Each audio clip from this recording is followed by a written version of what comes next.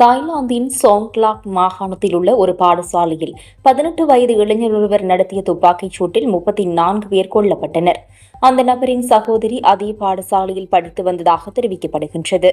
துப்பாக்கி ஏந்திய நபர் சில நாட்களுக்கு முன்பு தனது சகோதரியை கண்டித்த ஆசிரியரை தேடிக் கொண்டிருந்தார்.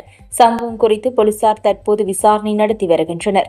பாடசாலைக்கு சீல் வைக்கப்பட்டு முழு பகுதியிலும் ஊரடங்கு உத்தரவு பிறப்பிக்கப்பட்டுள்ளது.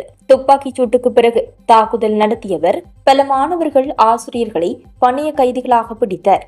இன்னும் பல மாணவர்கள் பாடசாலைக்குள் சிக்கியுள்ளதாக தெரிவிக்கப்படுகின்றது.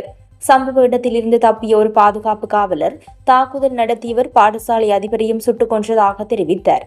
சிறப்பு படைகள், மீட்பு குழுக்கள் சம்பவ இடத்திற்கு வந்துள்ளன. தாக்குதல் நடத்திய நபருடன் பேச்சுவார்த்தை நடத்த முயற்சிகள் நடந்து வருகின்றன. அவரது அடையாளம் தெரியவில்லை. போலீசார் முழு பகுதியையும் சுற்றி வளைத்து நிலைமையை கட்டுப்படுத்த முயற்சித்து வருகின்றனர். காயமடைந்தவர்கள் வைத்தியசாலைக்கு கொண்டு செல்லப்படுகிறார்கள். தாக்குதலுக்கு முன்பு பாடசாலைக்கு அருகில் உள்ள ஒரு வீட்டில் துப்பாக்கி ஏந்திய ஒருவர் இருப்பதாகவும் அவரது தாயாருக்கு தீங்கு விளைவிப்பதாக அச்சுறுத்துவதாகவும் போலீசாருக்கு தகவல் கிடைத்தது. துப்பாக்கிச் சூட்டின் போது நூற்றுக்கணக்கான மாணவர்கள் பாடசாலையை விட்டு ஓடிக்கொண்டிருந்தனர். தாக்குதல் நடத்தியவர் எத்தனை மாணவர்கள், ஆசிரியர்களை பிணை கைதிகளாக பிடித்தார் என்பது தெரியவில்லை என அந்நாட்டு ஊடகங்கள் தெரிவிக்கின்றன.